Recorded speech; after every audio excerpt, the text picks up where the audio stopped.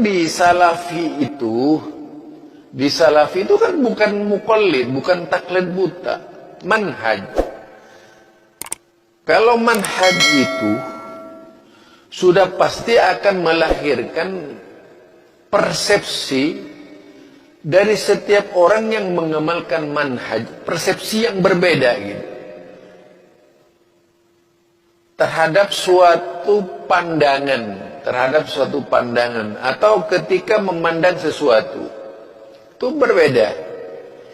Itu mazhab dan tidak harus sama. Misalnya Ustadz Firanda dengan Ustadz Yazid, Ustadz Firanda dengan yaitu siapa, Ustadz Khalid Basalama atau Ustadz Syafiq Basalama atau Zulkarnain Sanusi. Ini ambil yang sekarang-sekarang ya. Walaupun dalam dunia saya itu mereka baru gitu. Karena apa? Saya mengikuti dari kalangan salafi yang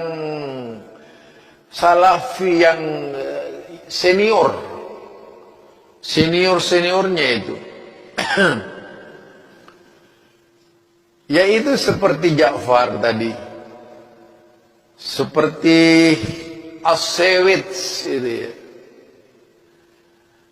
Ahmad Faiz, banyak itu.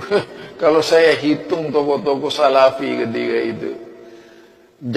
Kemudian yaitu tadi Yazid Jawas, Abdul Hakim Amir Abdat itu ya. Kalau kita lihat, kita tahu bahwa Abdul Hakim Amir Abdat ini seorang penterjemah dan karyanya cukup banyak, menerjemahkan berbagai macam kitab-kitab Syekh Albani. Itu luar biasa ya.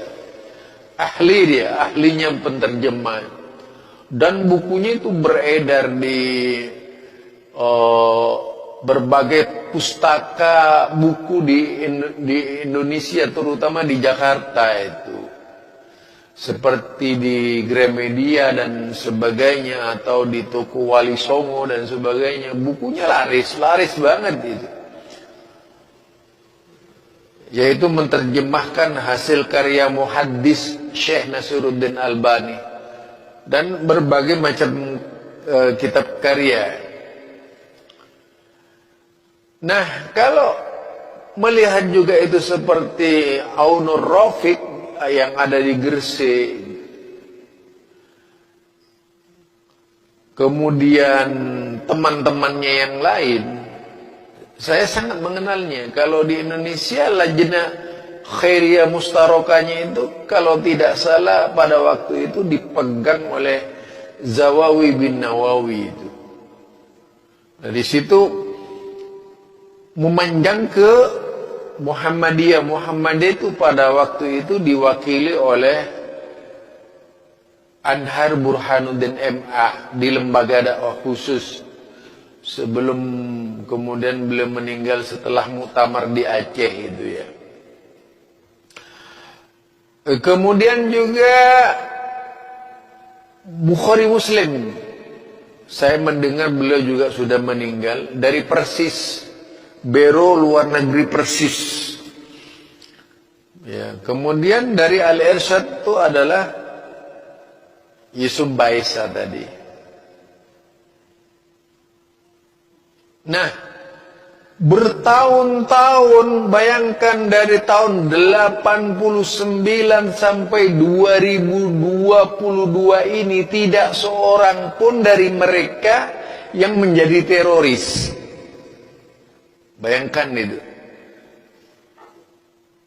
Bahkan dari seluruh perjalanan salafi ini, dari tokoh-tokoh yang senior-senior ini sampai kepada sekarang adik-adiknya, tidak pernah terjadi huru-hara bom bunuh diri di salafi itu.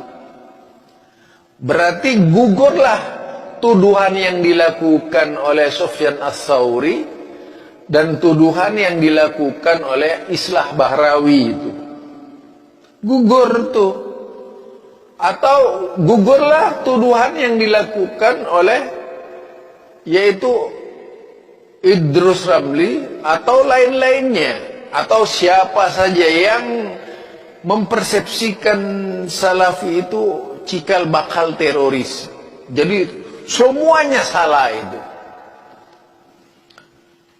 Bayangkan sekarang, taruh saja mulai dari tahun 90 ke tahun eh, 2000, itu kan 10 tahun. 10 tahun, selama 10 tahun saja tidak ada seorang pun dari mereka yang mengikuti kajian-kajian Salafi menjadi teroris. Ini ilmiah ini. Jadi tidak ada seorang pun dari kajian-kajian Salafi selama 10 tahun itu, jenjang waktu 10 tahun menjadi teroris. Tidak ada seorang pun. Jelas di sini terjadi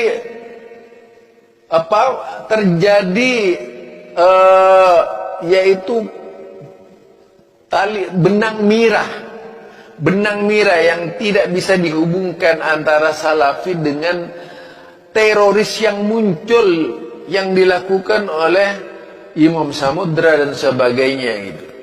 Bahkan pernah terjadi dialog itu dalam polemik dalam bentuk buku yang namanya buku yang ditulis oleh Luqman Ba'abdu kalau tidak salah. Luqman Ba'abdu ini menulis sebuah buku, judulnya Mereka Adalah Teroris. Itu terjadi dialog antara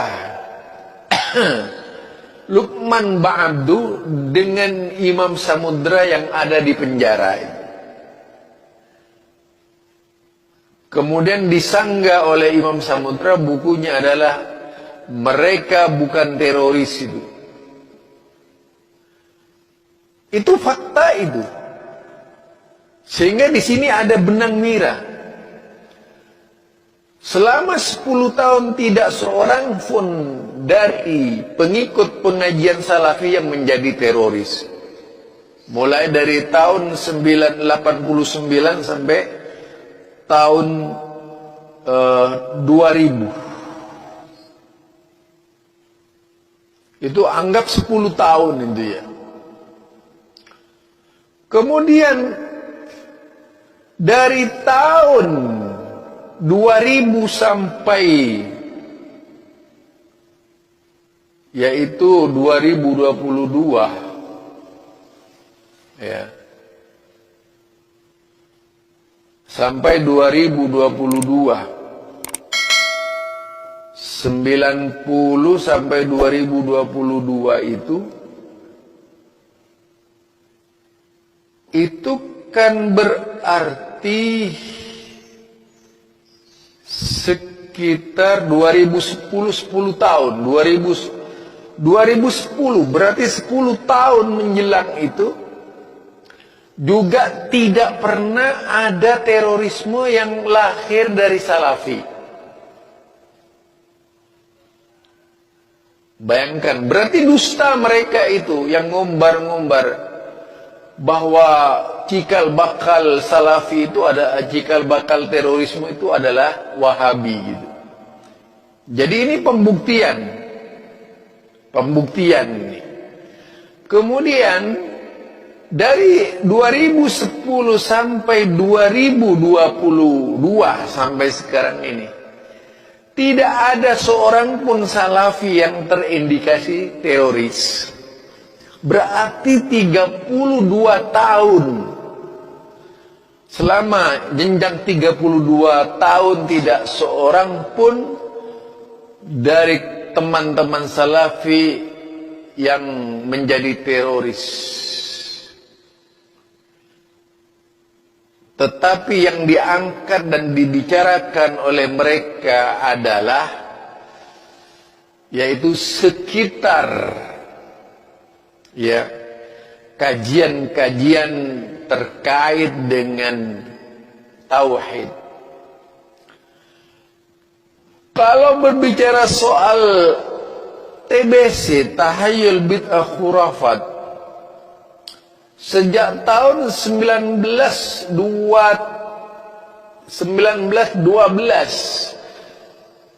itu sudah ada. Bahkan jauh sebelum lahirnya Syekh Muhammad bin Abdul Wahab sudah diangkat masalah TBC itu. Mengisi dunia. Jadi tidak aneh bagi saya itu kalau ada usaha untuk membungkam gerakan dakwah salafi ini yang memang benar-benar hebat gitu ya. Gerakan dakwah salafi yang kemudian melahirkan berbagai macam organisasi. Kenapa saya katakan gerakan dakwah salafi? Ya, Kiai Haji Ahmad Dahlan itu adalah seorang salafi dia karena mengikuti manhaj salaf gitu. Tidak seperti dugaan-dugaan dan sangkaan-sangkaan mereka.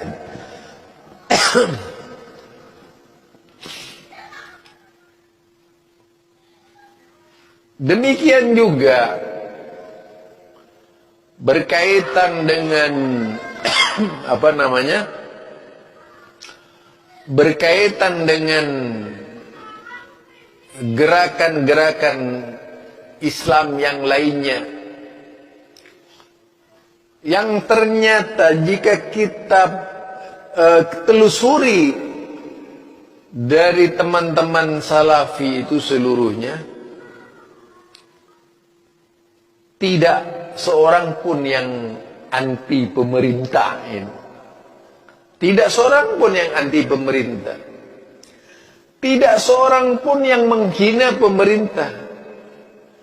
Tidak seperti politikus-politikus yang pada saat kampanye menyuarakan sumbang terhadap pemerintah itu. Entah dari partai A, partai B, partai C, karena ingin meraih suara. Sehingga harus mengobral omongan yang tidak benar itu gitu. Kadang-kadang maki-maki pemerintah. Pemerintah tidak menjadi mitra ketika pemilu. Apalagi ketika menjadi oposisi partai. Kenapa mereka tidak dikatakan teroris gitu ya? Tetapi kemudian salafi yang demikian dinginnya di dalam berdakwah, indahnya di dalam berdakwah menyampaikan dakwah-dakwahnya, justru dibikin hingar-bingar oleh kelompok-kelompok yang anti salafi. Tuduhan yang dilontarkan oleh mereka misalnya, ya tuduhan salafi itu cikal bakal teroris. Silakan cari, ya, cari dari misalnya muridnya Ja'far Umar Talib ketika itu yang menjadi teroris. Muridnya As-Sewet yang menjadi teroris, muridnya yaitu tadi apalagi yang sekarang ya, Abdul Hakim Amir Abdad yang menjadi teroris gitu. Muridnya Yazid Jawas yang menjadi teroris sejak tahun 90 sampai 2022 ini. Ternyata tidak ada seorang pun yang menjadi teroris. Bayangkan saudara itu. Apalagi muridnya Khalid Basalamah, muridnya Syafiq Basalamah gitu. Tidak ada seorang pun yang menjadi teroris. Mereka menjadi pengabdi ilmu, penggemar ilmu, senang dengan ilmu. Bukan hanya sekedar pendengar ceramah, tapi orang yang senang dengan ilmu dan mengamalkan ilmu. Kan beda dengan mereka yang biasa mendengar ceramah, habis mendengarkan ceramah itu bubar. Tapi kalau di Salafi itu menciptakan manusia yang sadar dan tahu diri, dan mereka yang paling tenang di dalam menjalani kehidupan, mengarungi kehidupan, tidak resah. Mereka harus sholat 5 waktu di masjid dan sebagainya dengan penuh, yaitu harap kepada Allah Subhanahu wa ta'ala.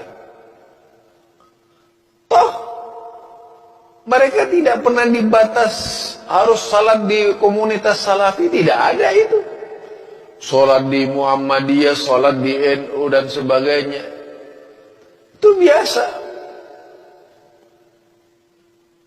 Tidak ada sekat-sekat yang membuat mereka itu harus mengharamkan kelompok-kelompok seperti misalnya dulu ada LDII ya. Kalau tidak di masjidnya tidak boleh salat gitu.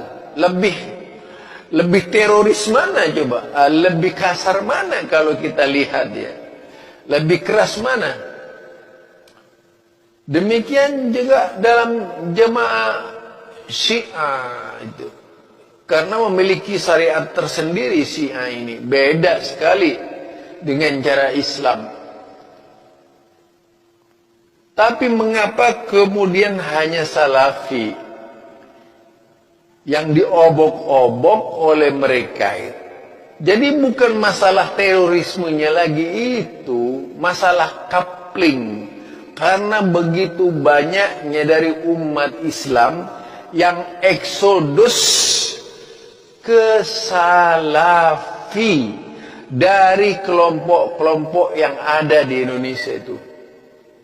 Perkembangan Salafi inilah yang sangat ditakuti oleh mereka, karena bisa